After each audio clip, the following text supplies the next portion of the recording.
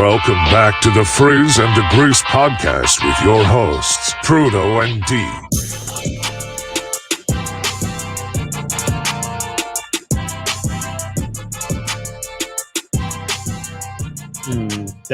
That new theme still hits, man. It's It hits real fucking nice. fire. Absolutely fire. Well, everybody, welcome back to Frizz and the Grizz.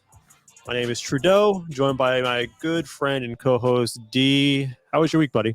Week was good, and normally we would say Monday, but it's a shorter week because of the holiday. So happy fucking Tuesday, baby. That's right. Shortened week for the holiday. Thanksgiving coming up in a few days. And I just want to start by saying that we are thankful for all you guys that watch live, watch the show on the the video feeds after, on podcasts, all that stuff. We appreciate you, and we're thankful for your support. Absolutely. I know that you had asked. Weekend was straight. Was able to spend some time with the family. Nothing too crazy. I think we went to the park. Nothing major over the weekend, but we got a whole lot of plans for this week. Yeah, it's not as cold down here as it is up there. But yeah, we definitely we're gonna have a lot more stuff planned for this weekend, obviously. Man, I would love to just get outside and enjoy the fresh weather, but it's like 30 degrees up here. It's awful. So we got a good show for you today. We're going to do a little weird thing to start with. It's spurred out of a text conversation from today.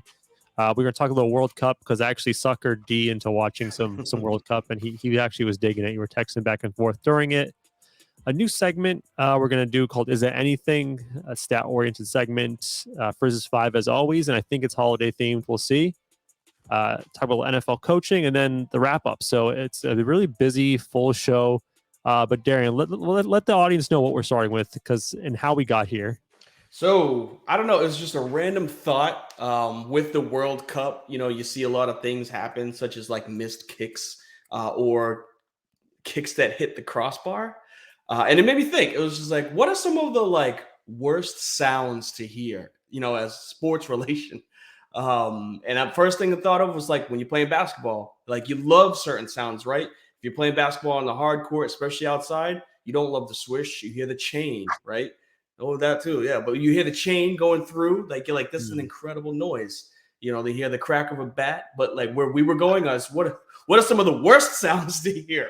Because it's part of that time of the year, right? You don't want to hit a field goal post. You don't want to hit that noise right there. You don't want to hit back rim. So I just want to know, like, what were your thoughts? I know what mine would be, my top noise would be, but like, what's yours? Worst noise that you hate to hear, when you're watching sports or like anything that happens to you? Yeah, I don't know why you're such a pessimist because I countered you immediately and said, well, what's some of the best sounds in sports? Worst sounds? Oh, man, you know what was one of the worst sounds is occasionally this will happen in an NBA game where a guy's taking a corner three and he just hits backboard.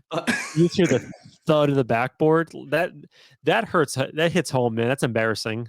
That's a tough one. Yeah, I feel like though in the NBA or even in college basketball, like that's more of a visual hurt because everybody saw it, right? There's no hiding from you almost damn near airballing it, but like just clanging it off the side of the backboard. I feel like it was a toss up between 1 and 2 for me.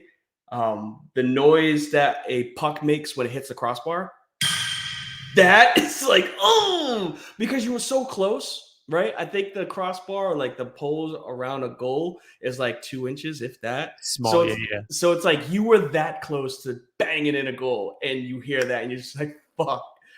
It's either that, or I think number one for me is like college basketball when you clang off the back rim in March Madness, because everyone in the stadium hears that. It like even if you're in the Carrier Dome, it just echoes throughout the whole stadium.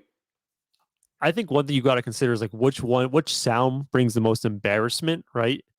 And I feel like the field goal post, because it's just one guy. There's 70,000 people in the stadium, however many people, and it's just all on you. And when you hear this, well, to me the crowd reactions are probably the best part about it, because there's like when everybody like scores a touchdown, you hear, hey, everybody goes nuts. And there's just like a collective 65,000 person sigh of like, oh, when it hits the fucking crossbar, like everybody in the stadium was like, ah, oh, and like it hurts. Everybody that was just like, what you have, and everybody's thinking the same thing. You have one job, and you claimed it off the upright. And all of your teammates are getting their bodies absolutely broken as you just come out there, you know, just kick a field goal like a soccer player and just do this. Lose the game. People are getting concussions and you just do this. This clang. Boom. Yeah, it's up there, man. Like that one's more of like how it feels after it happens compared to the noise. But yes, that was definitely an embarrassing one. This is a sound I feel like people would like to hear. But personally, like when I hear it, I'm like, ooh, I just get like flashbacks and bad memories of just like it's like a hard collision of football pads. Oh. And I'm just thinking of like the pain, you know, looking back at playing football, I'm like, why that felt so shitty on your body. It was fun at the time, but man, like just as like a 30-year-old man, it's just like, that sounds horrible. Yep. Oh yeah. That's like meeting in the A gap. Yes. That's like linebacker to fullback or linebacker to 220-pound running back. That's the sound. It wasn't a wide receiver. It's that's not meaning middle linebacker. That's in the hole. Yeah. It's weird how you can hear that noise and you can just envision what that actually, like what happened for that, right? Yeah. But yeah, that is also a tough noise to hear. It's not even like, is that safety go over the middle, like a receiver over the middle? No, because that's two people lowering shoulders, ready to hit each other, compared to like an unsuspected, wide out crossing and just getting leveled the fuck out. You probably hear after that one. That's two mammoth human beings hitting each other, and they know it's gonna hurt, so there's no grunting after. They just happen to hit. They brush their shoulders off, and all right, 3rd and 4. That's what just happened. I was gonna say, because like that could be O-line D-line meeting, but you're not hearing that. Right. Yep, that's just two big ass dudes, whether it's a fullback and a linebacker or lineman. Linebacker and a running back hitting each other in the hole. Are there any sports sounds you love? Like, because this is obvious. Like we both said, this is the GOAT sports sound, right? Yeah, like, good contact. That is. So I play a lot of video games, obviously, unfortunately. And I played a lot of the show, the most recent one that came out, and they have a perfect hit sound where if you put your bat at a certain spot. And I reached out to one of my good friends from up north and was just like, yo, I won't lie, like via text message, I was like, I won't lie. The crack of a bat is just like pure like happiness, because it's just, you hit the solid part of the bat and it's just gone. There's like the pitcher knows, everybody just puts their head down because you just hear that and it's just fucking gone. So that is the most beautiful sound in sports. That or like a Steph Curry back rim 3. Just, yeah, not even a swish. The swish is good, but it's when it hits like back rim and just goes straight down. That one is just like, oh. It's just water. Like, yeah, you just couldn't do anything about it. Yeah. Yeah, exactly. You're questioning if it was an air ball because it hit nothing. It just sunk down. And you're just like, oh, wow, he cashed that. Yeah, I love the sound. Because like if you hear that, if you see the swing of the bat and you hear this, you don't even show the outfield. I know where it's going. It's gone. It's absolutely gone. Big fan of that. Yeah, and then also I was telling you one of my other favorite sports sounds is like when the hot mic on the NBA court during free throws and they pick up the guy bricked the free throw and the guy at the line just like bottom line. Or I'm not gonna throw the N-bomb out, but like when Kevin Garnett was in the crowd. I can't remember who missed the free throw, but there's like a meme online of like him being in the crowd, like trash ass. It's like he's in the front row, retired for like 5 years, and somebody misses a free throw. He's like trash ass.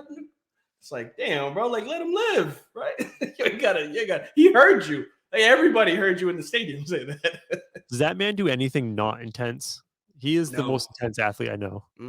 I actually saw, and I haven't seen the movie. What's that, Adam Sandler? Oh, I need to watch that. Uncut Gems. Yeah, I saw a snippet of something like that because it was involving college football. Apparently, he has a line in that movie which is like, "Why would you show me something that I can't buy?" And like, it was related to college football because the game's delayed for another 2 fucking years. But like it was that movie, and I was just like, damn, you're right. He's never not intense. Like the man is yelling at everything. I also want to see the other Adam Sandler movie with Juancho Hernan Gomez, the basketball one. I didn't watch that yet. It's on Netflix. You know which one I'm talking about? Is that the one that has Ja in it? I mean, not Ja, Anthony Yeah, Edwards. man. Yeah, he's in that Yeah. movie. Okay. I didn't know it was a movie. I thought it was a commercial. Yeah, there's a movie on Netflix. It's Adam Sandler and Juan Hernan Gomez is like the leading role. It looks pretty good. I haven't watched it though, but I'll have to look into it. too much time play video games. That's what I do. I waste all Yeah, my day that's a playing video lot games. of my time is playing video games. All right, let's talk some sports. Yes, sir.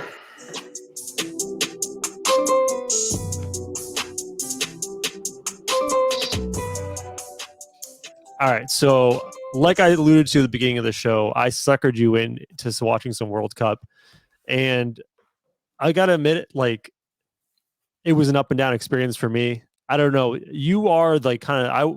Would you say you're a novice at watching like Yeah, soccer professional? Yeah. absolutely. Maybe Okay. more hands on if this were like 10 years ago when everybody was playing FIFA. So like you just knew people by playing the game, but being this far removed from it, I don't know anything. So I am novice at casual. I'm a casual soccer fan. We'll say that. Okay, so let's start with you then, because I want to hear your thoughts without me Mhm. diluting it with what I have to say. So like, what were your thoughts of what you saw? It seemed like it was control. Are we talking about the US game? Yeah, yeah, yeah. Okay, so from what I was able to watch, it seemed like the US was in control. It just felt like if the phrase is used, because I know that they say the ice is tilted in hockey, like it's going towards the team that has the momentum. It Yep. felt like that was it. I think they say actually the pitch is tilted in FIFA, something like that. But it felt like that, just like I'm working and like watching every like 5 minutes, I'm looking over and I just see them on the counter each time.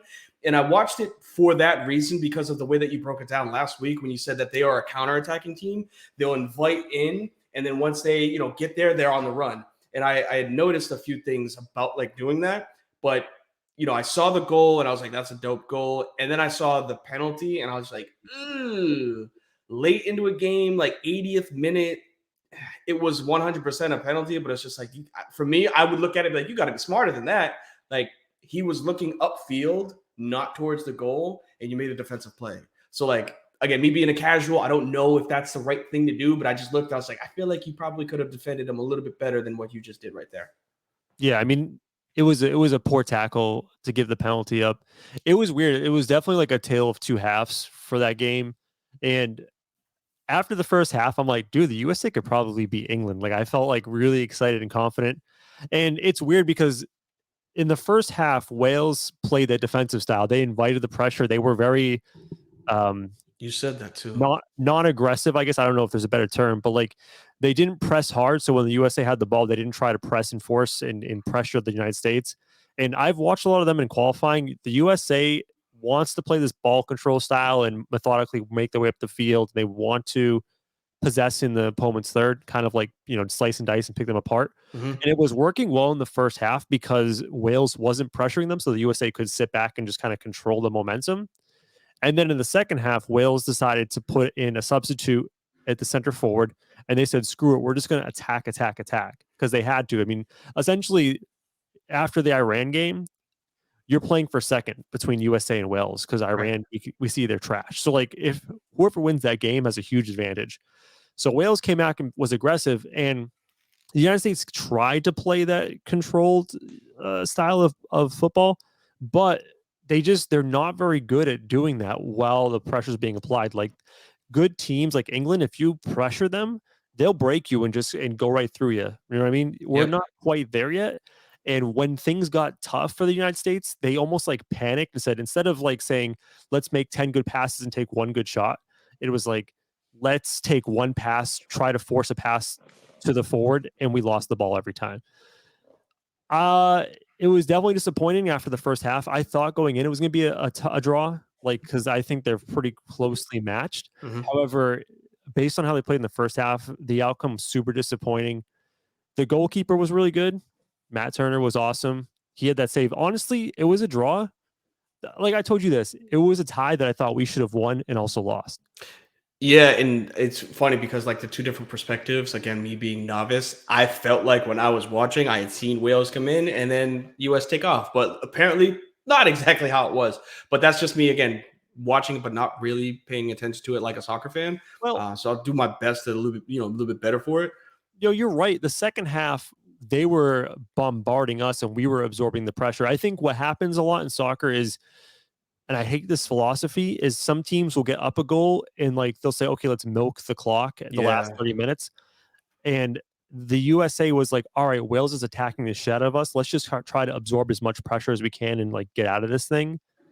But like, if you're going to not be aggressive and just take blow after blow after blow, eventually you're going to break. And that's Mhm. what happened against Wales. They got in the box, they got the penalty, they capitalized on that. Um, yeah, I mean, I think that we'll have a good run against Iran. Right now for the United States, the goal is this. I don't think they'll beat England.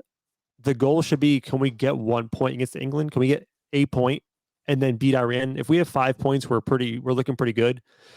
If we lose to England, the next way to advance is we need to beat the holy hell out of Iran. That was gonna be my thing. I was just about to say that. I feel like if they're gonna lose just based off of, and if correct me if I'm wrong, based off of tiebreakers, it's goals, Goal right? Or difference. goal Yeah. difference. Yeah. So if they put up, if England just won 6-2, so like they already have it in hand, right? They're up 5 goals essentially to the second place team because Iran already lost. So if they go toe to toe with England, and even if they lose a barn like a shootout, right? Not a shootout per se, One but like zero, you'd be happy if we lost 1-0. really, as opposed to something like a 3-6 where you got 3 goals.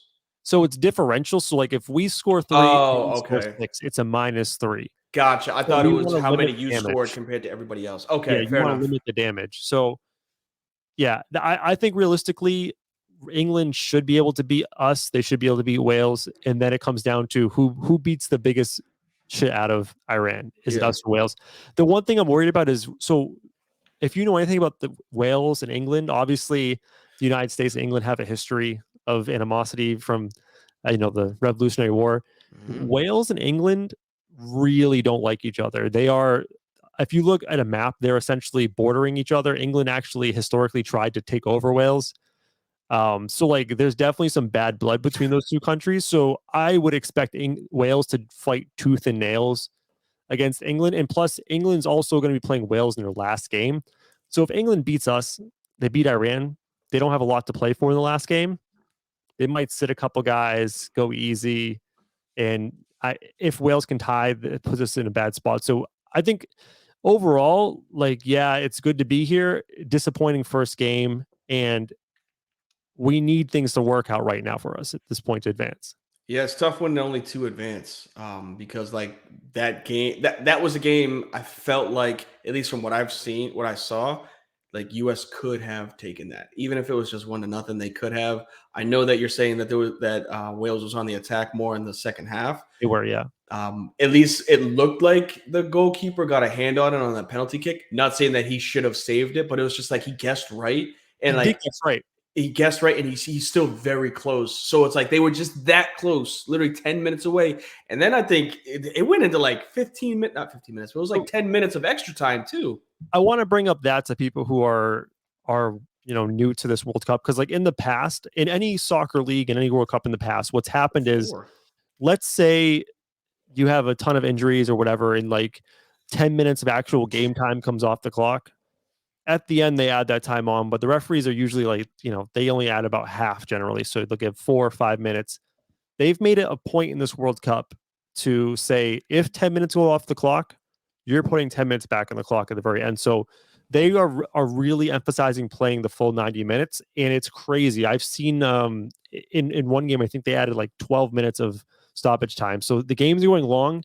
And I will say strategically, here's one thing that will favor the teams that have good depth, because Mhm. you can make substitutions at the right time, and you're going to need those substitutes to play a very long shifts and meaningful shifts, because those guys that are traditionally playing 90 minutes but they're only playing like 70 minutes of actual football, they're going to have to play a full 90 minutes now, and they're going to be exhausted. And you saw that when USA played Wales, guys were just, by the end of the game, they were just dying on the field. Everyone was exhausted. Yeah, I thought that it would be beneficial to the fan because you would see that as, oh, this, like, you think of what is it, finishing time, crunch time, right? Less than 2 minutes in a football game. You're like, all right, let me sit up in my chair because, like, we're going to see fast paced football. We're going to see quick throws, big hits because they're trying to win a game. So, like, when I had noticed that it was 9 minutes, I was like, damn, I feel like you're going to see balls to the wall for 9 whole minutes. People are like, I need to do something to win this game, and it was like more intense. Like I like that style of game, almost like Yeah. the 3v3 hockey overtime. Like it's just amplified because you know that there's something different than the first 90 minutes of regulation that you played. It's like Yep. now that there's an extra, instead of it being four, like that's what I'm accustomed to. Maybe five I've seen a few times, but it's usually only like 4 minutes of extra No, time. you're right. When I saw nine, I was like, whoo, okay, like 9 minutes of OT, let's go. That It that was just also bigger. plays poorly into the hands of teams that want to just sit on the ball and try to like hold on to a one goal lead. Because if you're accustomed to saying, all right, you get to the 90-minute mark, it might be 94 total. We can hold our ground for 10 minutes and just hold on for dear life. Now you're holding on for dear life for 15, 20 minutes, and it's Mhm. infinitely harder to stop a team from scoring an extra 10 minutes. Um, I will say this, so like I know we're both shitting on Iran, and they obviously got embarrassed. I think it was 6-2 in the first game, but they are as a country going through a lot of crazy shit right now, Mhm. and the players themselves, in a kind of I don't know if I want to say a boycott, but in a show of solitude with the people, they refuse to sing the national anthem, and I think that what's going on back in their home country is definitely weighing on them, especially in that first match. So I don't think they'll be as bad going forward. So I don't think we should just count our OW on Iran. It's still going to be a tough one. But I don't know. It's Black Friday's our game against England. That's going to be a big one. Let's just hope you got a tie. Is there anything else from the World Cup that was interesting to you? Yeah, just because again, just like the casual in me, I feel like every time there's the FIBA World Cup or the CONCACAF, I think is the other one. Like, there's always something on, like, every other year, like every 2 years. What the hell is up with Messi? Why do I feel like everything involving Messi always in like a World Cup stature, he takes L's? Because, like, at least via social media, I just see Messi loses again, but like he's going down as like the greatest footballer or one of the greatest footballers like in the history of the game, but can't do anything for his world team. I just feel, is it Argentina's that bad? Is it that like everybody else's countries are just that much better and he's a big fish in a small pond? I don't understand it. So I always think whenever I see Argentina lose, I'm like, damn, again? What's the deal with that? Yeah, I mean that was a really weird loss just to start there because I was telling you before the show they were plus 2,500 that Saudi Arabia that is. So basically Saudi Arabia was a 1 to 25 underdog in that match. And I told you I'd find a comparison for the NFL and I'm looking at the odds to winning the Super Bowl today. And as a comparison, basically Saudi Arabia winning that match against Argentina is essentially saying you took the Bengals today at plus 2,500 and they won the Super Bowl, or you took the Titans at plus 2,700 and they won the Super Bowl.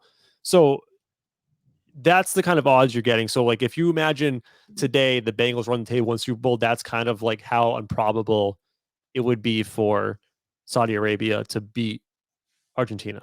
I don't know if that is improbable to you. You're making a face like you could see it. Yeah, I think when you put it that way, I feel like it's not as big just because those are teams that I could see running the table just based off of like past history. I think the Bengals were 5-4 out of the bye and then went to the Super Bowl last year. They were 5-4 out of the bye this week. I mean, this year, and look what can happen. Like, they're still a perennial AFC team. I wish I didn't know that stat because I was going off of being a much It's wider still a gap. huge, No, it's that's super still, deep. yeah, absolutely. There's, 8 other teams that are above those teams that you just mentioned. But that I feel like dampers the odds more for me to know that. If you'd have said like the Lions or the Commanders, then I'd have been like, whoa, damn.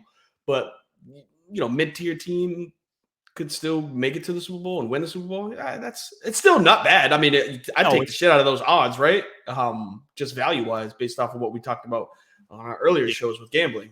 But yeah, still a bad upset, but not as bad when you put it in those terms, I guess. Yeah, and like I don't know if you can make like a college football analysis on it, but basically it was Argentina was the third ranked team FIFA, and I think Saudi Arabia was like 55 or something.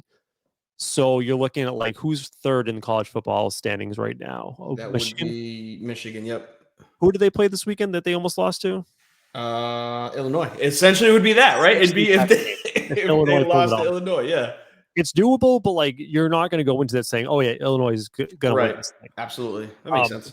To answer your question, like I think with Messi, like he's gotten a mo of not showing up in the big games because when he was in the Champions League before, he had a lot of great players with him, and when they left, he was never able to attain that high level again.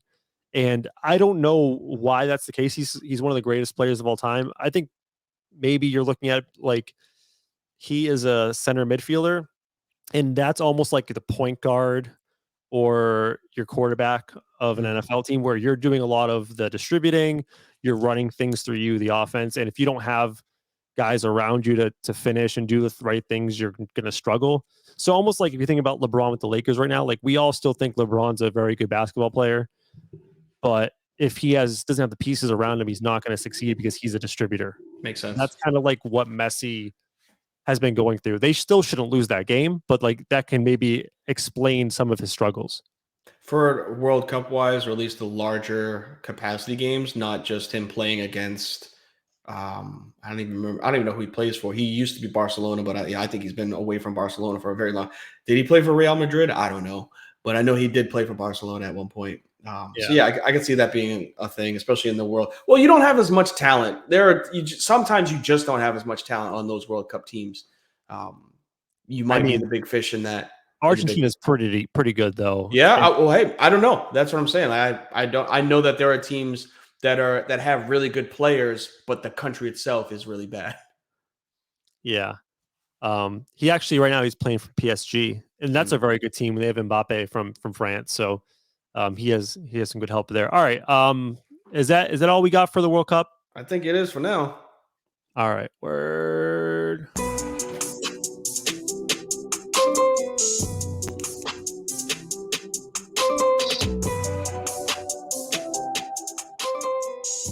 All right, so we're gonna try out a new segment called "Is That Anything?" I am a big Orlando Magic fan, and sadly enough, I've probably watched 85 to 80% of their games this year already. It's way too much Magic basketball for anybody. But I got to say, they have one of the best broadcast teams in the game. Like they have a lot of cool little things they do during the broadcast. They make it fun, entertaining. And one of the things they do, and I stole this from them, is a segment called "Is That Anything?" They do it between, I think, the first and second quarter. Basically, one of the guys will throw out some sort of obscure basketball stat, and the guys in the truck are going to give them a ding or a wrong buzzer if it's nothing or anything. So basically, they'll be like, "Oh, Bol, like here's one from the other night they had. They said, Bol is fourth all time as far as scoring his career high on his birthday. So when a player scores their career high on their birthday, Bol had the fourth most points all time on his birthday when it was a career high. So it's like a very obscure stat, and they'll be like, "Oh, is that anything?" I'm not going to go that obscure with you right now, but I'm going to have 4 different stats, and I want you to break it down. And I'm going to ask you, like, is this something? Is there something more behind these numbers, or is it just some analytical bullshit that I'm throwing at you? All right. I like the idea. Yeah, I like the setup. As the saying goes, numbers never lie. Let's dive into the statistics and ask the question, is this anything? All right, D. The first one I got for you is from the NBA. Okay. The Golden State Warriors have gotten off to an awful start this year, and I got some cool numbers on the Golden State Warriors for you. Their starting 5 has the highest plus minus of all combinations of players in the NBA at plus 75. So they've scored 75 more points than their opposition. Their bench is a negative 88. All bench combinations are negative 88. So there's a huge discrepancy here between plus minus of starters and bench. Is this anything? Yes, absolutely anything. Reason being is if you look at the championship teams that Golden State goes on those runs with, it's their depth. It's that when Steph goes out, Poole is there, right? When Clay goes out, there's a backup shooting guard. I can throw out, Leandro Barbosa as a name, right? And then when Dre goes out, there's a backup big that's coming in, whether it's Looney or it is, I want to say like Iggy, right? Now those backups are starters. So like that depth isn't there. They lost a lot in the offseason. And, someone like a Wiseman hasn't turned out. I was big on a James Wiseman at the beginning of the season. Kuminga isn't playing the way that we thought he was going to play based off of the NBA Finals. And I guess the Western Conference Finals, he had a really good series that too. And I know Dante's been in and out. I thought he was going to be the big key piece when they lost Talon Horton-Tucker. Not THT, sorry. The other. So they lost to another C. Bielitsa is like a stretch shooter. They lost Gary Payton II. Yep. They lost Otto Porter Jr. Wasn't him. And then Iggy's there, but I don't think he even plays anymore. So like that's kind of their bench guys from last year, and they're all gone now. They lost another player that was like a 3-letter name, like Talon Horton-Tucker. I can't remember what his name. He plays for the Lakers now. Oh, Juan Toscano Anderson. Yes, him. He was huge. And again, Peyton was big for defensives. That was the backup for Clay. He was good when Clay was out. GP3 was coming in, and they don't have that now. So like they're relying a lot on Steph, and like people are saying like, how is it that the Warriors are this bad when Steph Curry is averaging his highest? He's so good right now. He's dominant, right? But you can't play 48. I'm sorry. Like there are times where you have to get off. You have to go take a break, and when they do that, they're just not as. They don't have the depth that they used to have, and it's showing. It's showing even more on away games, which they have an abysmal record because your starters will carry you at home and your bench will play great at home. On the road, you need to get as much out of your bench as possible. And if you already have a disadvantage for being on the road and then your bench isn't producing, that's why there's that gap of plus 90 with the starters and negative 80 with the bench. Yo, I'm glad you brought the home away splits because that's exactly the reason why their record is so abysmal on the road. Because they always say rotational players will always play better at home for some reason. They play poorly on the road. They're poor on the road because the rotational players just aren't there. Mm-hmm. None of these guys were counted on for meaningful minutes last year. Kuminga, I like him, but he's still a huge work in progress, right? You said Dante hasn't really done much. Jordan Poole, I have a stat. It's insane. Do you know what his plus minus is for the year? I'm not going to guess, so go ahead. He is the the team leading minus at 112. He's minus 112 on minutes on the floor this year. It's horrendous. That's shots, no defense. That's what that is. That's a ton of shots, no defense. If you're that low, that means that because he averages, if I look at it correctly, 16 a game. So to be that low, it means you're scoring, but you're giving up. If you're scoring 16, you're giving up 20. And like, it might only be, difference is only 4 times 20 games that you've played. There's your 80, right? So like it comes up like that. And then what, like you mentioned Wiseman, he hasn't panned out. I don't know if he ever will pan out. And the tough thing is that with Wiseman, they had the opportunity in the past to trade him for something valuable asset. At this point, his stock has dropped so much, you're going to get pennies back on the dollar. Like I'm sure a rebuilding team will take a shot on him, but the quality of player you're going to get back at this point isn't worth you trading him away. So I don't know what you do right now if you're the Warriors. They tried to do that weird thing where like you're playing for now and the future, right? You have the next crop and the aging superstars. And they were hoping that they would kind of like a smooth transition from one to the other, but they're just not ready, the kids. So do you owe it? Let me ask you, do you owe it to Steph? I don't know if you owe it to Clay, but do you owe it to Steph to trade away draft picks and young players to try to do this thing now? I thought you were going to go the other route and say owe it to Steph and Clay to get rid of them. No. Yes, because their window is still championship because of those 3. I'm not saying that they're going to win the championship. I'm saying with the right pieces, we saw it last year. Like, Iggy and you named off a bunch of players that they love, but Bielitsa, like those aren't players that are stars. Yeah, exactly. But they filled their role the same way that I use this name religiously because of how good he was with them. Leandro Barbosa was. on San Antonio and how good he was with Golden So State. that's like who was that tall ass point guard Golden State had for the longest time, and he was real solid. Yeah, I'm not a Golden State guy. 6 point guard. He bounced around the league for a while. He had a really bad debilitating injury earlier in his career. Oh yes, Sean Livingston. Yeah, yep. Like he was another guy, like not a sexy name, but he would played a very pivotal role on that team. And I think this just shows you like the value of veteran players, because while they're not going to bring a lot of sexy flash, they do the right things. They keep the ship afloat when the stars are out. But yeah, I agree with you, man. That's definitely something. All right. Another one I got for you in the NFL.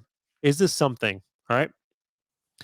The Buffalo Bills lead the NFL in turnover percent at 17%, meaning that on 17% of their offensive drives, they end in a turnover. This is above teams like the Colts. This is below them in order. The Colts, Patriots, Saints, and Rams all have a lower turnover percentage, and significantly lower. The next guy on the list is the Colts, and they're at 15%. So the Bills are significantly more prone to turn the ball over than every team in the NFL. Is that something? No. Reason being, Josh Allen is going to lead those stats. Everything is on his shoulders. They are a feast or famine, chuck it and duck it style offense. They're not really trying to run the ball. If they're running the ball, it's with their quarterback. And if he has the ball in his hands as much as anyone on the field, whether it's a running play for QB draw or it's him passing the ball, like they're not handing the ball off to Singletary or Cooks for like 20 times a game. So the ball is just in his hands a lot more. NFL defenses are really good. I'm not worried about that because they have a fast-paced offense where they can drop 30 on you like that. Yeah. When you do that, you're going to get turnovers, right? We've seen this with Golden State with Kansas, because they're on the same level, Kansas City. We saw this with the Chiefs last year. They were a very heavily offensive ranked team. Patrick Mahomes got into that, like, I'm going to have to put everything on my shoulders. They don't even have an offensive running game this year, but like last year, you could see they didn't, and it was just chuck and duck, throw it down the field. So I'm not stressing about that with Josh Allen. I know he's got a ton of turnovers, but I'm not saying that's anything this year. I will say they've been trying to run the ball a little more recently. The past 2 games, I think they're trying to cut down the turnovers. I'm kind of with you that it's nothing. And here's the thing, right? And this is why I say it's nothing. The teams below them, the Colts, the Patriots, the Saints with Andy Dalton, and I guess the Rams, they're trying not to turn the ball over, right? The Colts are going to play very conservative. Mac Jones and the Patriots are going to play very conservative and try not to turn the ball over. Yes, the turnovers are a problem with Josh Allen, but he makes up for it so much offensively. Like the reason why they're turning the ball over is because he's taking a shit ton of risk. And if it pays off 3 times, 4 times, and you get bit once, at the end of the day, it's going to still lead to winning football. So I think it's slightly deceptive, the turnover numbers by Josh Allen. You're going to live with the turnovers for all the great things he brings. So I don't think it's anything, but it could come to bite them in the ass in a close playoff game. Yeah, that's when you do have to tighten up. Because games that I'll never forget, and this is what we talk about when it comes to playoffs, is games that you throw for 350, 4 touchdowns and 2 interceptions in the regular season. You're like you think in fantasy, 350 in the air, 50 on the ground, 4 touchdowns, 2 picks. That's awesome. They won 35-28. That's incredible. And then you think about the Peyton Manning game against the Ravens, where he threw 6 touchdowns and they lost because he threw 1 pick, 1 interception in overtime, and that was the Flacco game where he hit Jacoby Jones on the sideline. You're going to think about that 1 interception, right? Where it's just like, it doesn't matter if you threw those 6 touchdowns. It's that 1 interception that changed the game. You put up 49 points as an offense and lost because you gave up 52. That was the Manning thing, right? You were like, he's great, but like he's always going to blow it. And it's like, he put up 49, right? He threw 6, but he also threw that 1 interception in the playoffs again and was a one and done team again. So like that's when it can hurt you. Not stressing about it right now. And if they can do their best to try to holster that in the playoffs, that's not something to worry about with them. So we're saying it's nothing. All right. I got 2 more really quick. Sure. This one is a weird one. I don't know if it's anything. It might be something, but it's for you to decide. Cordero Patterson. has 7 return touchdowns, kickoff return touchdowns, greater than 100 yards. So Cordero Patterson in his career has 7 return touchdowns of greater than 100 yards. Nobody else in NFL history has more than 3 return touchdowns of greater than 100 yards. Is that something? Yes. And the reason being is because we hear the name Devin Hester and you think Hall of Fame. He didn't do anything else, right? Anything else. He was an awful wide receiver when they tried it in Chicago. And even when they tried it when he was in Atlanta, he was an awful defensive back, which is technically his position. And I think he might have played, a handful of snaps, right? I could probably count him on my hands. But you think of Hester, you think Hall of Fame. For Cordero Patterson to be doing what he's doing, and I heard the phrase on TV, he's doing something that is a young man's game. He's like 30, and he's still kick returning and punt returning, right? And bringing it back for touchdowns. It changes the game significantly when you have to flip the field because you can't kick it short because you give up field position. You can't kick it deep because he has the chance to take it back, right? So his touchdowns, I think it's something because it's altering his career. He's got all the returning stats, and he's Debo before Debo, right? He's a running back, wide receiver. Like he can go and do anything. So I think it's something because it could put him in that area where we might be talking about him being a Hall of Famer because of what he's bringing to the table. It makes me sad that Cordero Patterson wasn't 5 or 6 years younger because if he came into the league a little bit later when the Debo Samuel thing was already established, he would have such a good long career. I remember when Cordero first came in, they didn't know how to use him, and he was just kind of a mess for the first 5 in years. Minnesota.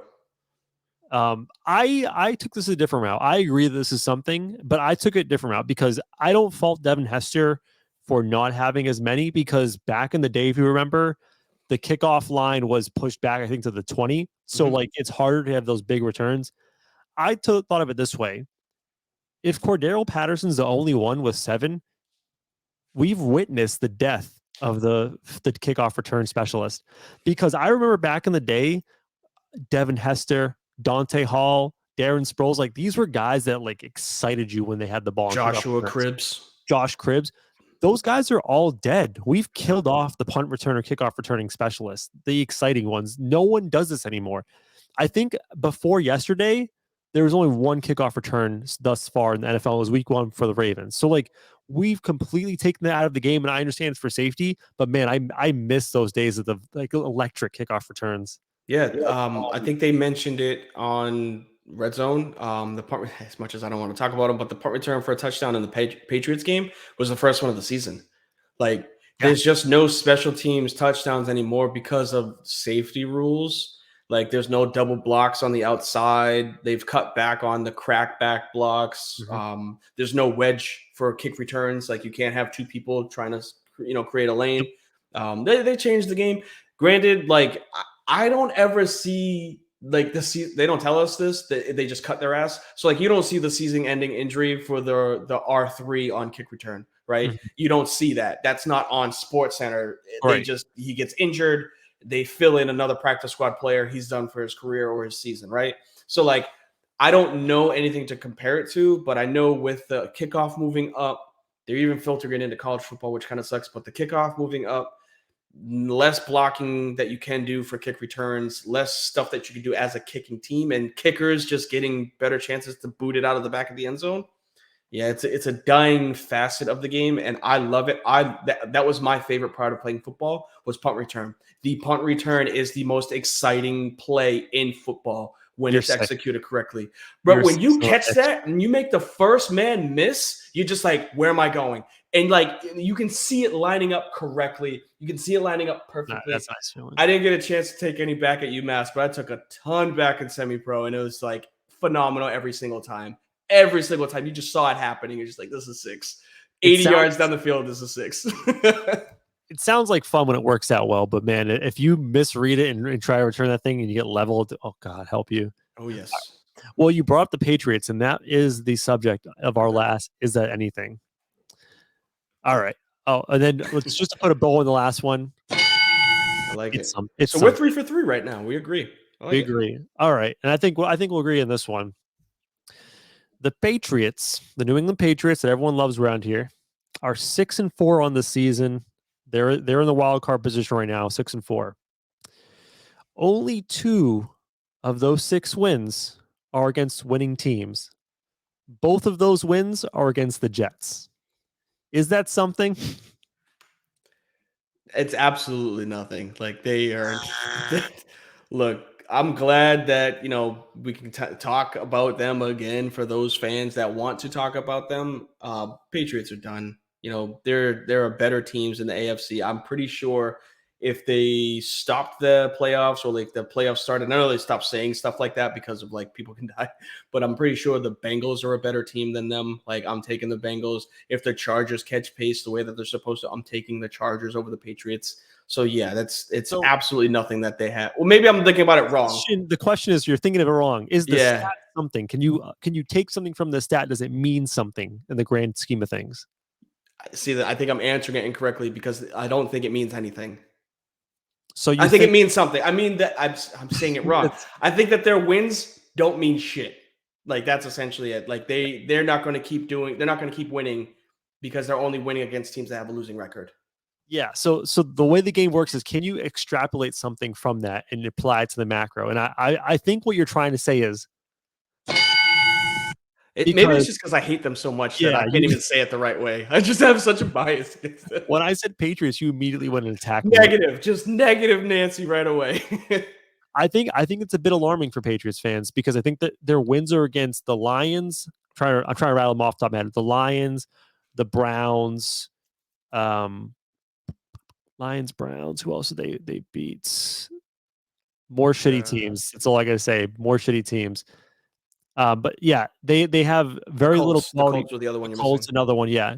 And then the 2 Jets. There's one more we're missing, but their quality wins are far and few between. The only quality wins they have are the Jets. And while I was praising the Jets for a very long time, I still think they are a very good football team. Zach Wilson's not that guy, and Bill Belichick just is in his head. And it's just not going to happen against the Patriots, the Jets. So I don't think that the Patriots really have proved anything. And if they have to play a big boy, which they do this weekend or this Thanksgiving Day game, they're going to have a lot of trouble. So what problem? That's the first one. They're going to have a lot of problem. I noticed this, and I don't know if anybody else, if Matt Quincy is in, I'd love to hear his take on it. Zach Wilson was throwing as if he was in warm-ups for football. As in, like, he was like the 3-step and just like I'm just warming up type of throws. It almost like, I won't even say like he doesn't care, because I think his presser is making a very biased opinion towards him. So I don't want to go the route of saying he doesn't care yet. But like his throws were just so nonchalant that it was like, I watched the not the all 22, like I don't have time to do that, but like I watched a lot of the highlights for the back, after the game. And I was like, why does it seem like he's just throwing as if it was warm-up football? Like he's not out there trying to win the game, at least from what I've seen. So like that was embarrassing to watch. I know I had high hopes on him. If we were to do the 6 over again, I think I was wrong on a bunch of them, but I might have been right on at least the Trevor Lawrence thing. Is just, I don't know, the year 2 quarterback. We didn't think Justin Fields would be like this, and we didn't think that Mac Jones and Zach Wilson would look like that. So this is just a strange year for the backup, for the second-year quarterbacks. I just remembered that you rode, I think it was our first or second episode, you were riding hard for Team Zach Wilson. I said that he was going to be third. Yep. You take that back now? Well, it's interchangeable now, because essentially 1 and 2 was Lance and Lawrence. Like that's just 1 and 2. One of them got injured, and the other one is just he's playing Lawrence isn't even that good. He's not bad though. That's the thing. He's better than the other 3. Actually, I don't know. He's not. He might not be better than Fields right now. Fields is playing out of his mind. I would take Fields right now out of all those to win me a game. Hands down. He had the best tools out of everybody that came out. The crazy thing with Fields is like he always had the ability to do this. Just his coaching staff's a bunch of morons and just didn't think, hey, this guy who can run the ball, maybe we should run the ball with him. Well, that is also a problem. And this is something that we're going off on a tangent, so we can be quick about this. But Justin Fields was not a scrambling quarterback. He's just an athletic quarterback. Yeah. He's not a scrambler. I don't think he had. I think he had out of all of the 6 that got drafted, like mid-tier yards per game with rushing. Trevor Lawrence, who led them, obviously, because he ran a lot. Trey Lance, I think, might have been second. But like Fields is a pocket quarterback that just happens to be athletic. And now people are like, well, he should just run because he can't play quarterback. It's like, I saw a fucking 70-yard dime in the national championship game to Chris Olave on an absolute rope that you can't tell me that he can't throw. All right. Like, miss me with that. It's definitely his team more than it's him, but he's doing good right now. So give him his due. Yeah. And I'm not saying he should just be a running quarterback, but at least you have that in your back pocket to use, develop the passing as you go along. Absolutely. All right. Is that anything? We both said, oh, wrong. I have the wrong sounder up. We thought it was something for the Patriots. So let's move on to everyone's favorite segment.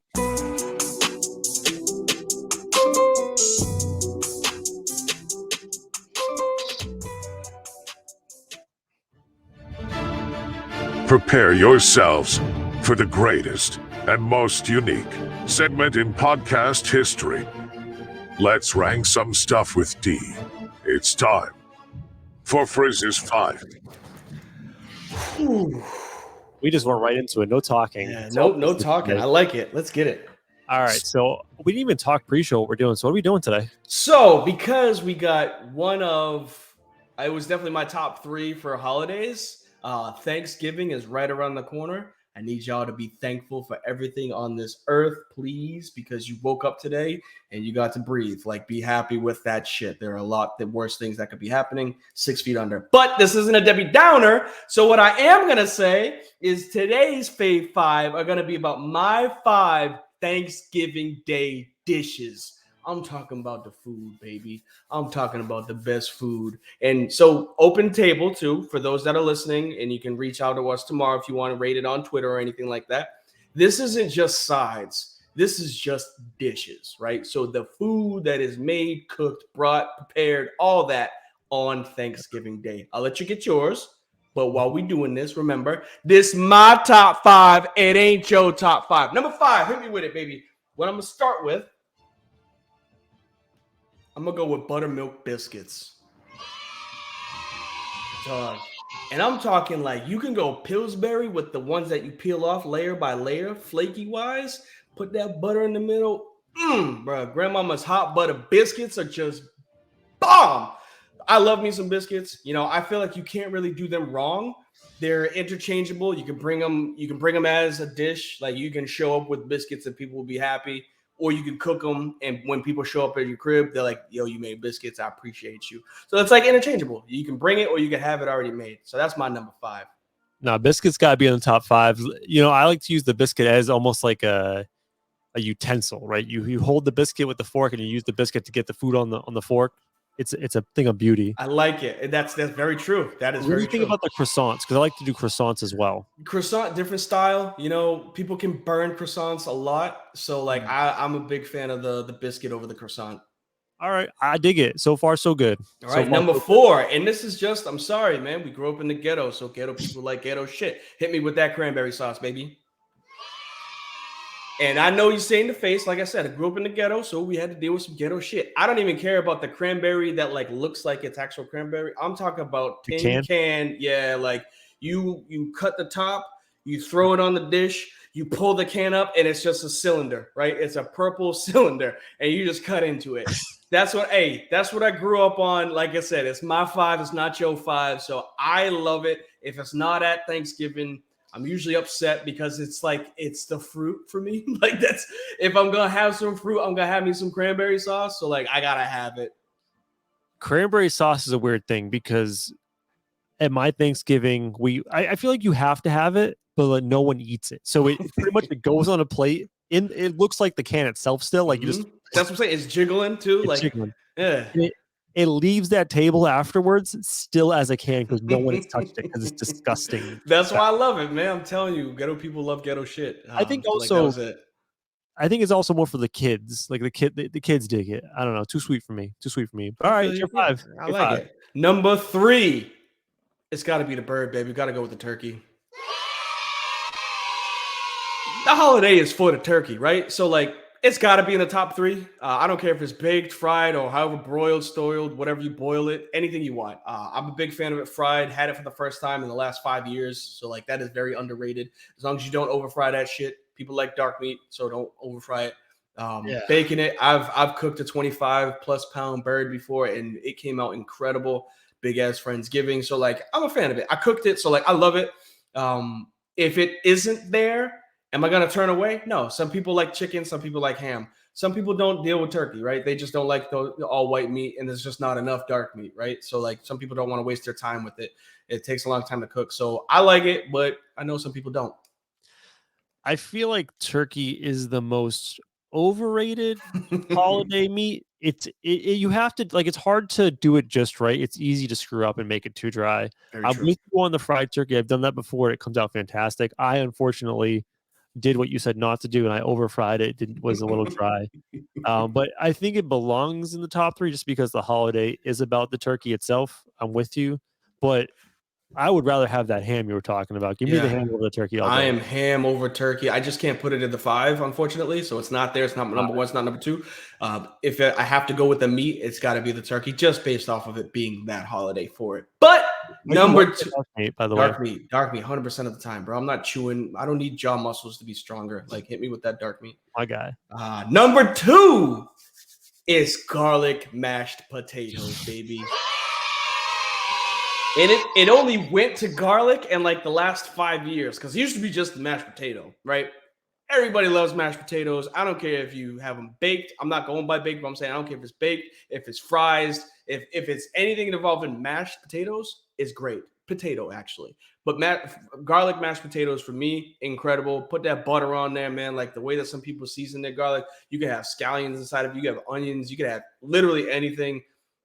Garlic mashed potatoes are just king when it comes to that side. So I'm there for it, baby. Oh, we'll say queen. We'll say queen to the sides.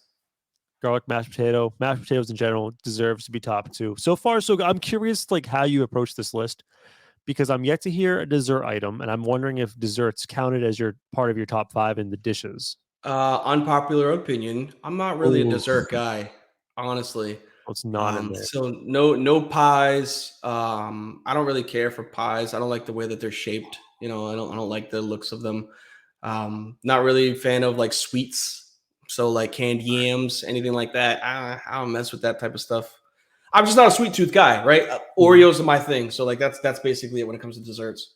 Pumpkin pie, one of the best pies, but you live in the South now. I mean, would you technically say North Carolina is the South or no? It's South, but it's not dirty South, It's not because dirty South. dirty South is like Atlanta and below. If Well, you Georgia were and in the below. dirty South, like let's say even South Carolina, you would be remiss to not try some pecan pie on Yeah. Thanksgiving because that is the one for you because not too sweet. It's got a little bit of crunch, man. I will change your life. Give you some pecan pie. It'll be on your top 5. So drum roll. There's no sweets in your top 5. There could be one of two things, in my opinion. I think it's either going to be, I don't know if you counted gravy as a thing. Don't tell me, or stuffing. Like those are two OG Thanksgiving items. I don't know if it's your top 5. Hit me with the drum roll, please. I don't care about your top 5. It's my top 5. It's motherfucking mac and cheese, baby. Dog, if I show up somewhere and you ain't got baked mac and cheese, bro, I'm leaving. I'm throwing my plate. I'm going to get to the end of the serving table and be like, yo, where the mac and cheese at? Oh, we didn't make it this year. I'm throwing it out the oven and I'm leaving. Bro, everybody has to have mac and cheese, right? I don't care if it's baked once, twice, 3 times, however many times you want to throw in there. 2, 3, 4, 5 different types of cheese. You can throw in some ham. You can throw in some bacon. People go crazy with it. Mac and cheese is a must. It is your boy's favorite side, favorite dish on Thanksgiving. I know stuffing wasn't there. I know you had mentioned something else, the gravy. I'm not a toppings guy. Just give me the regular food. So I'm all for the mac and cheese being my number 1, baby. It is the best dish on Thanksgiving. Bro, how are you not taking your delicious garlic mashed potatoes, making a little volcano, and then pouring the gravy in? What the fuck is wrong with you? So what I can see, right, is people having mashed, put, like you just said, put the garlic there, and then the buttermilk biscuit. Like you're using all 3 of those. Like I get it, but nah, I'm not a gravy guy. Never was, never will be. So like miss me with gravy. And stuffing's good, but like so many people throw some weird stuff in stuffing. Like you can make it so many different ways. I know you throw it in the bird and then it fills out and whatnot. But some people have some strange stuff with stuffing. So like that's not really a major thing for me. I can go without having stuffing on Thanksgiving. My family stuffing has chopped chicken livers and giblets in it. Delicious, man. Delicious. Doug, I know the people that are listening tomorrow aren't going to be able to see my face, but what? Did you just say liver and the giblets? Dude, liver and the bag that you take out and throw away after you break the neck of the... Yes. Doug, my parents used to make it, and if my pops is listening, respect, but no, I'm not eating the giblets anymore. Like, I'm grown. You're grown. You don't need to eat that. Like, just have the meat, eat the regular stuff, and don't throw that in the stuffing. I mean, don't throw it in the stuffing, bro. Like, well, let me ask you this before you just shit on it completely. Have you ever had chopped liver? No, and I don't want to. Delicious. No. I gotta teach you about food D one day. One of these Bro, days. I've opened up my palate. Trust me, with living with the Bartels. So respect if they're watching or listening. But yes, they cook, they throw down. So I've opened up my palate. But no, man, miss me with some liver and some giblets. Right. I'm sorry. So recap. What were your 5? Top 5. Number 5, biscuits, buttermilk, baby. Number 4, cranberry sauce, straight out the can. It's got to be aluminum style or nothing. Top 3 is going to be the turkey. Got to be the bird just because it's the holiday. Number 2 is going to be garlic mash. Make sure you put some butter on there. And number 1 always will be, no matter what anybody says, that motherfucking mac and cheese, baby. You want healthy, fuck it. Eat a vegetable. Yo, man, it's my day, right? Let me be unhealthy for one day. That's all I'm asking. Oh, man.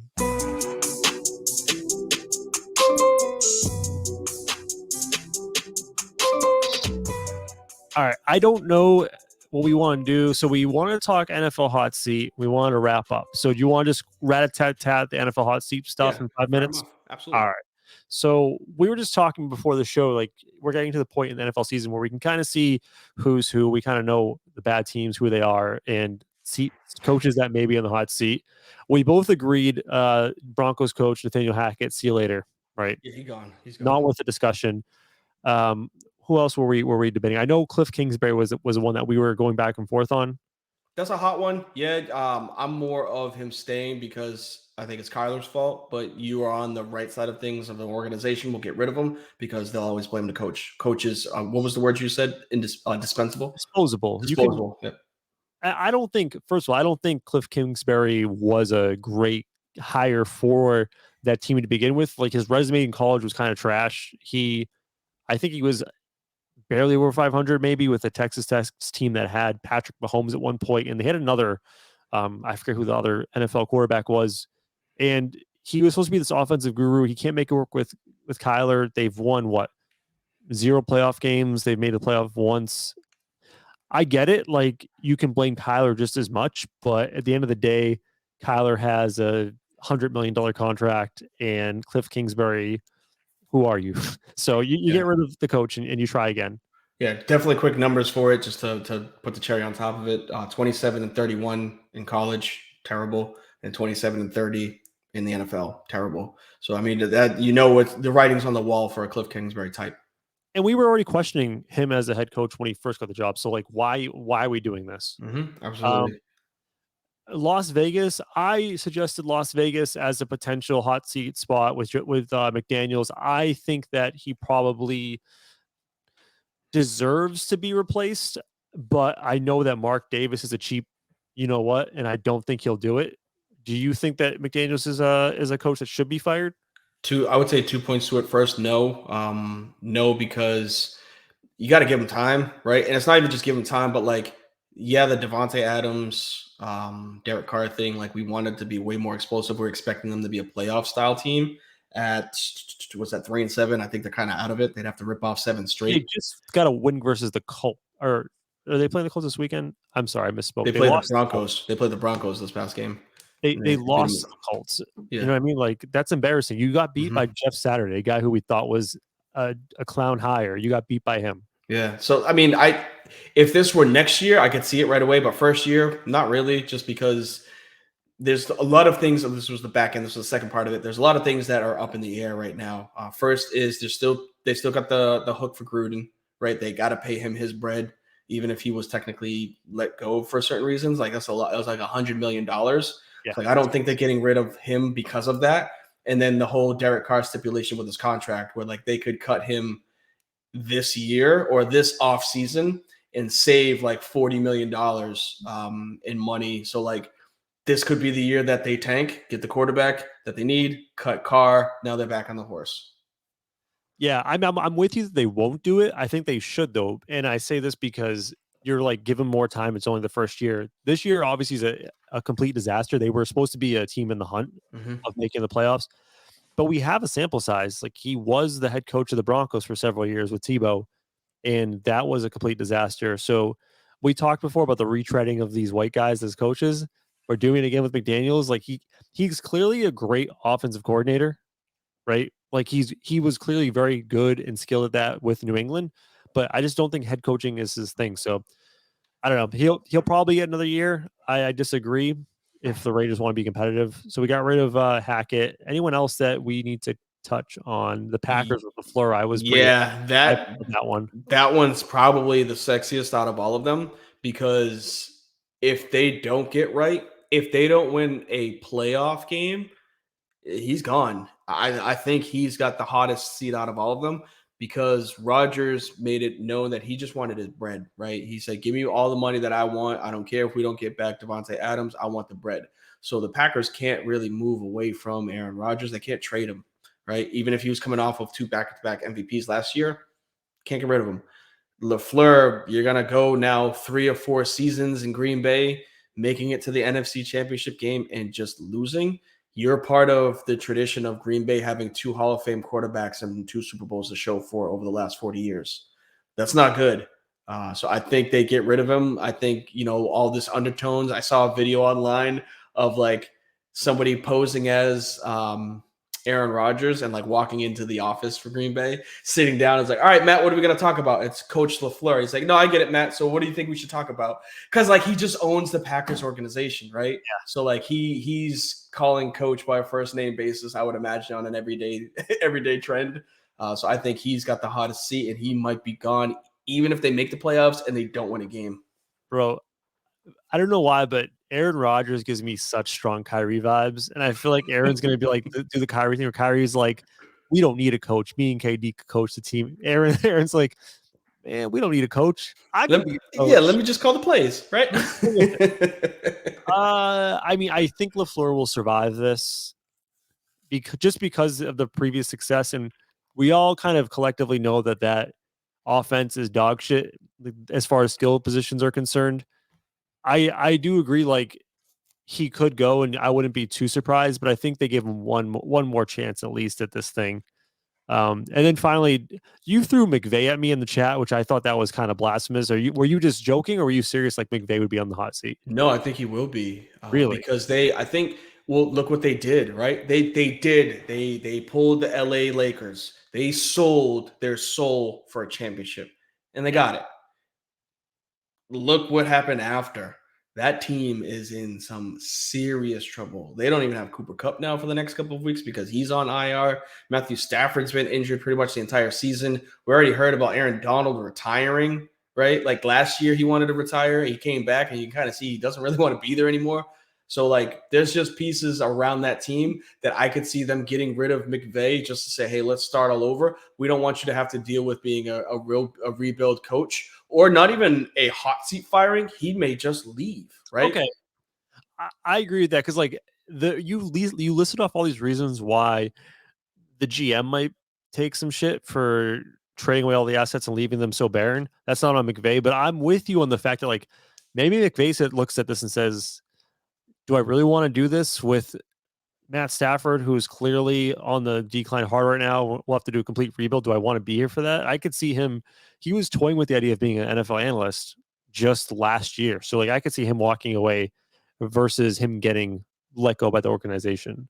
Yeah, maybe I just blurred the lines between getting fired and not being the head coach, like the hot seat, and just not being the coach next year. But yeah, that's the main reason why I would say that. It's just that team looks like they're in shambles.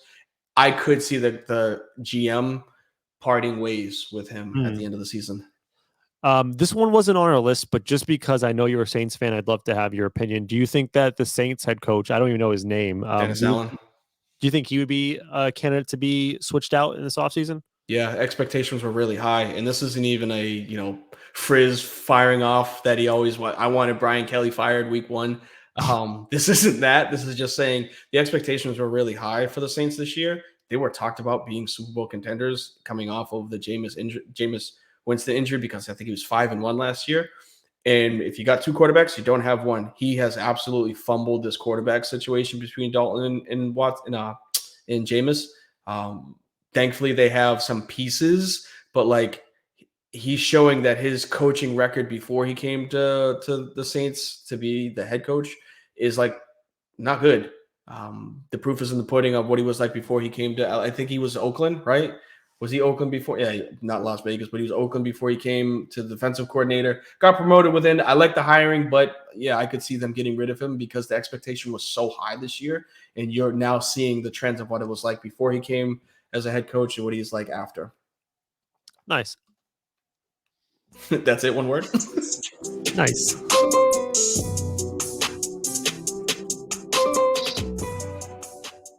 No, that last segment was just so rad. I was like frazzled. We went so fast through the hot, like coaching hot seat. I was just kind of frazzled. And I'm going to be honest, I was looking up a stat for the next segment. So when you said all that stuff and you're like, right, I'm like, yes, nice. Yeah. It's hard to like produce and listen at the same time. Give me a break. All right. Look, man, for anybody that is listening, y'all need to give my man Trudeau his absolute flowers for everything that he's doing on the 1s and 2s when it comes to the sounds, the music that we have, the transitions, the uploading, like the names at the bottom. So like this wrap up right here, what I'm doing is this. The Yeti microphone. I'm literally just talking. Everything production-wise is going to Trudeau, so y'all give him his dues for it.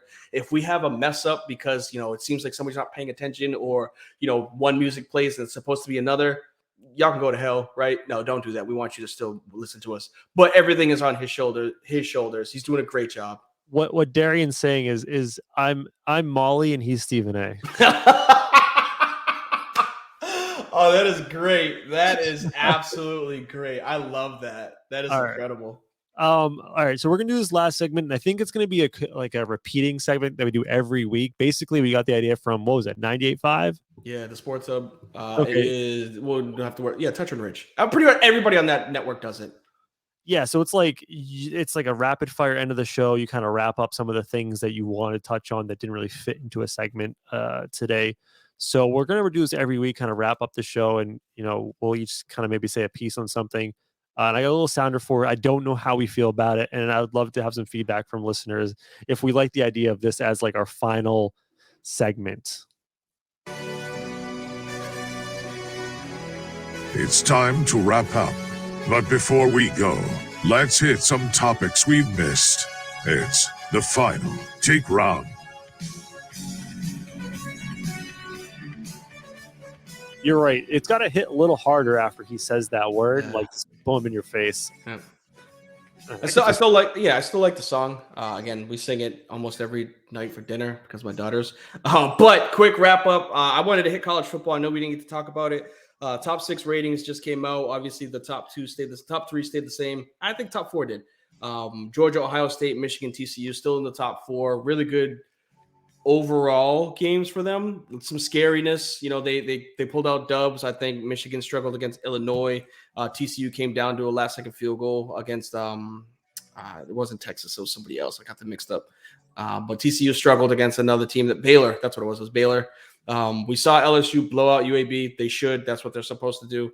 We did see Tennessee get absolutely smacked by South Carolina, so that threw a wrench into it. We talked off air about like what could potentially be an issue for the college football playoff, and that's Michigan, Ohio State. One of them's going to lose. Georgia, LSU. One of them's going to lose. It's what's going to happen with TCU. If TCU runs the table, they're in. If they don't, we start thinking about USC and Alabama being in the college football playoff, and that's very, very hairy. Do not, I repeat, do not give that committee the opportunity to put in Alabama, because you know what? They goddamn will. Absolutely. It's really annoying, but they will throw in Alabama, a 3-loss Alabama team over a 10-1 USC if they could. Yeah, and we were saying before the show, like the issue is a lot of these teams in the top 6 either have a conference championship game to play, or in the case of Ohio State, Michigan, play each other. So there's going to be a lot of blood over the next 2 weeks. Alabama's going to be sitting pretty, just waiting. And if things fall right, Alabama moves in. I think the most likely scenario, looking at how this plays out, is USC sneaks in to the top 4. I'm guessing this is probably what's going to happen. Georgia, Ohio State, TCU, let's just say they take care of business, and then USC. And this brings me to my question for you earlier, just really quick, a philosophical question for you. I was saying from previous weeks, I love the no-loss team, the TCU. However, I did finally get a chance to sit down and watch them this past weekend when they almost lost to Baylor. This team is not very good. So, like, I'm thinking philosophically, does an undefeated team deserve to go in over a team that's clearly better, that has some scuffs on their resume? Because I think that's why they put the committee together, to pick the 4 best teams, not the 4 best resumes. What is your philosophy on this? You got to reward the undefeated team to an extent. TCU still plays in a Power 5 conference. We're not talking about the University of Central Florida going 12-0. This isn't them. TCU still plays in the Big 12. So, like, I know that they're not the Big 12 that they used to be. Oklahoma and Texas are down bad. They barely beat Baylor, who's not, the Robert Griffin Baylors. So you got to give them their dues if they run the table, because they were still a highly ranked team to start the season. I don't think anybody saw them in the college football playoff, but they're the last of the Mohegans when it comes to undefeated teams if they continue winning. You got to reward them. Conference championships mean a lot to me. I don't think you can have a team past them that have multiple losses that haven't won a championship. I guess my question is, and I started thinking about this more deeply this weekend, was, do we give TCU like the participation trophy and then let them get their ass beat by Georgia? Or do we give a team that has a loss that we know will put up a good fight and give us a good football game? Because, like, I'm just so tired of watching the 1-4 be meaningless. And if TCU gets in there and Georgia's number 1, odds are it's going to be ugly. I'd rather see an LSU or an Alabama play Georgia in an actually good football game. I do, but I don't. And this might be my bias behind it. I don't, because if you lose against a team head to head, why should you get another chance? That's the problem that I have. And it sunk LSU in 2013. They beat Alabama in the regular season. They beat Tennessee in the SEC championship. They put Alabama in the national championship, and Alabama beat them. I'm not saying that Alabama wasn't the better team. They were that day, obviously. But why should I have to have a rematch with you guys? You already had your chance in the regular season to beat us in college football. Different in the NFL. College football is you literally have your schedule and you better not lose. If you lose, you're out. So I'm a fan of reward the team, even if it's a blowout. You never know. It could be the Boise, Ohio State. Boise, Oklahoma. That's what we're all wishing to happen, right? That's the best part about college football, is it's any given Saturday where that team can win. So if the committee were to put TCU in, it's in the hopes that we see that type of game again. Fair enough. And just from my final thing before we get out of here, I just want to give some love to a great Magic player called Bol Bol. And I say this because don't roll your eyes. I think we should be talking about Bol Bol because he is a guy who was cast off by 3 basketball teams. The Celtics cast him off, the Nuggets cast him off, and there's one more. This poor guy sat there on draft night in a dumbass suit with spiderwebs on it, thinking he was going in the top 15. It went in the middle of the second round. His career up to this year has been a complete embarrassment, and I thought he was going to be out of the league. And right now, he's top 5 in shooting and field goal percentages. He's top 5 in blocks. He just put up back-to-back 20-plus point games. He is become a legitimate NBA player. And that's not saying he's a superstar, but to go from being a laughing stock and being bounced around from 3 teams in your first 3 years, been told no one wants you, and making yourself a legitimately good NBA player, I think he deserves some love. And I think he's legitimately a leading candidate at this point for most improved player. No, that's as much as you're gonna get out of me. I'm not talking about a Magic's player that is the 5th leading scorer on their team and barely got, I think, top 30 for rebounds in the league.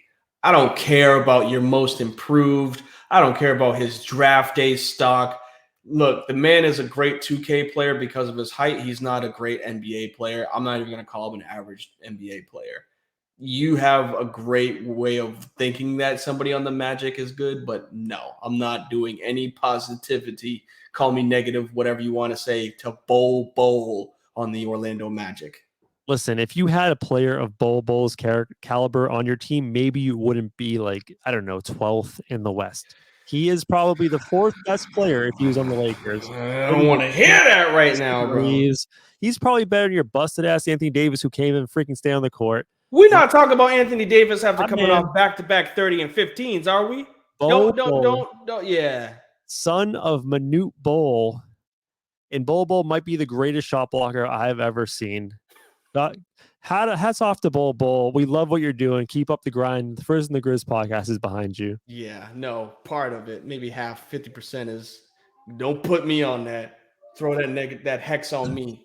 I ain't no damn Magic's fan. Play my get ready to go sounder, man. I'm ready to get up out of here after you done ended the show talking about some Bol. We was hitting some hot topics all day. You gonna talk about some Bol? I'm going to talk about the hottest player in the NBA, Bol.